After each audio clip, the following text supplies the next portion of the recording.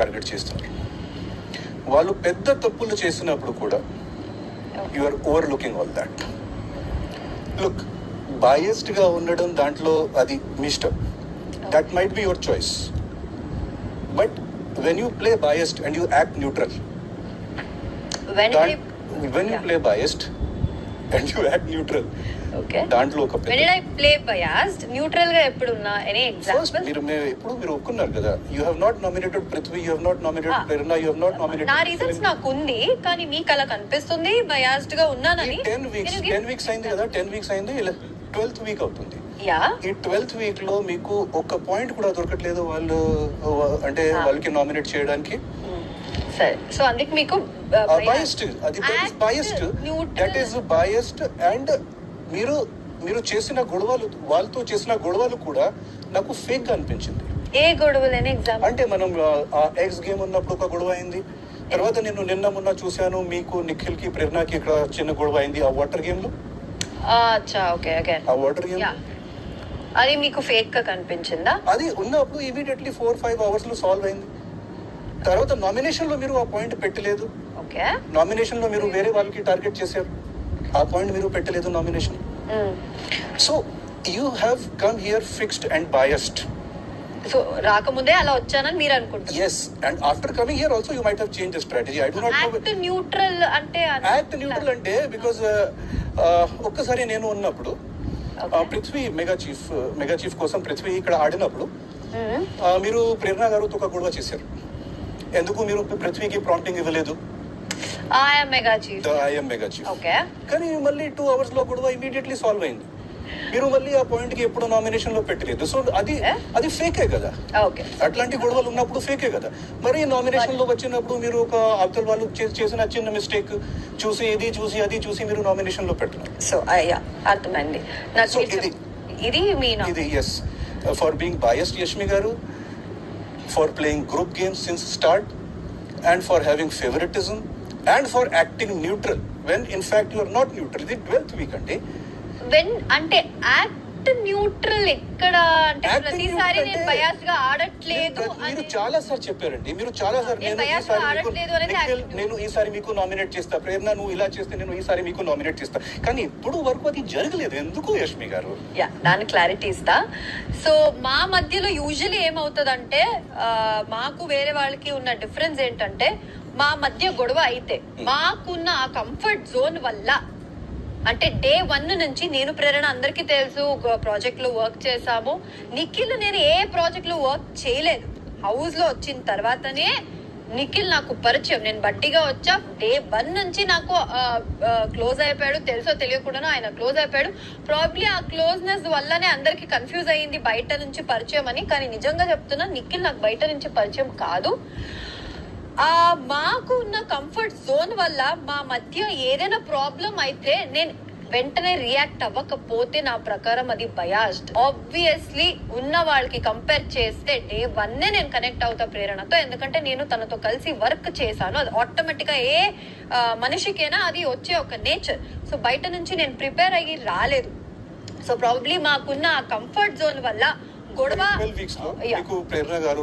Let me complete.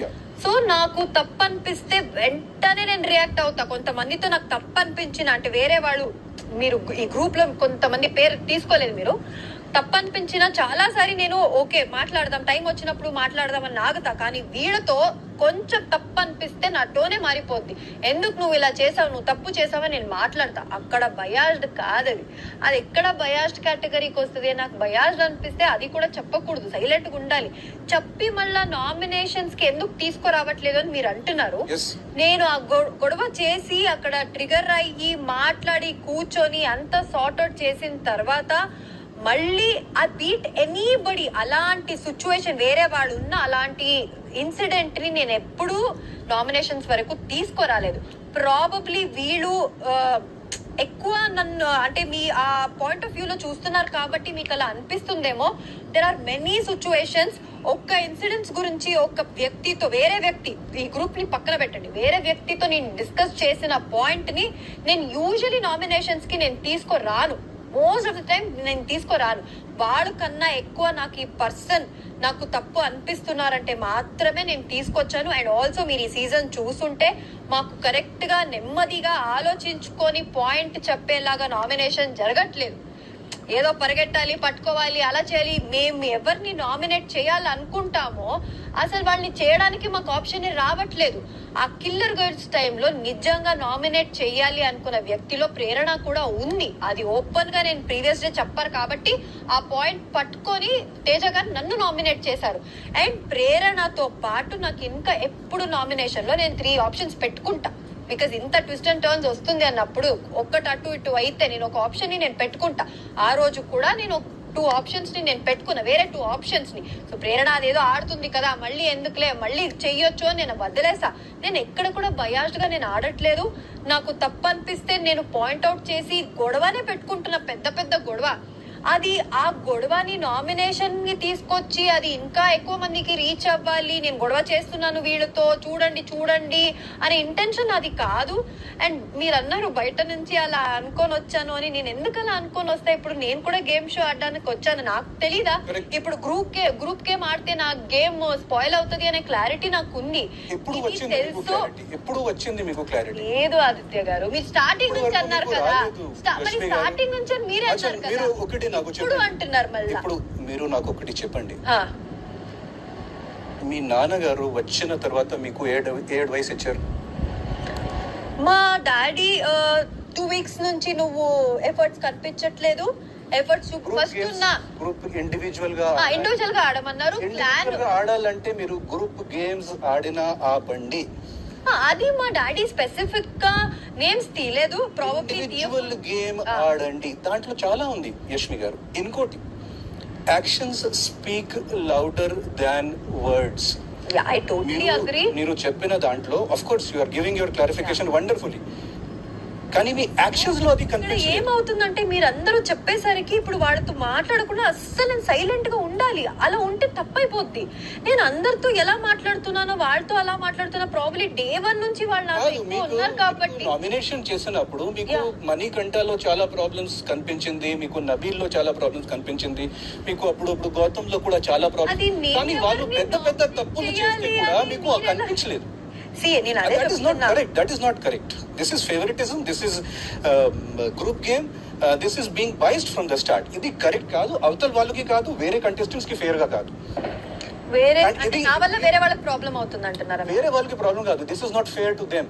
This is not fair to the rest of the contestants. Because if you are playing like that, others కూడా అది కూడా చేసుకోవచ్చు కదా. సరే, ఇప్పుడు మీరు 2 వీక్స్ అంటున్నారు. 2 వీక్స్ నుంచి నేను నామినేట్ చేశాను, సరిగా నాకు ఎక్కడ ఛాన్స్ వచ్చింది, నేను చేసిన నామినేషన్స్ ఎక్కడ రాంగ్ అయింది, వాళ్ళది ఎక్కువ మిస్టేక్ ఉన్నట్టు. నాకు ఇప్పుడు నా నామినేషన్ అంటే నాకు కొన్ని క్యాలిక్యులేషన్ ఉంటది. నా పరంగా ఎవరు ఎక్కువ మిస్టేక్ చేస్తున్నారు ఏంటి అని ఉంటది. నేను అదే అంటున్నా, వీళ్ళతో కూర్చొని నేను మాట్లాడేసరికి ప్రాబబ్లీ అది నాకు రాంగ్ అయిందేమో. ఈ హౌస్ లో అలా సార్ట్ అవుట్ చేసుకోకుండా తప్పు చేసావు అంతే పక్కకు పో అని చెప్పి అది నామినేషన్స్ కి తీసుకురావచ్చు. అలా అది కూడా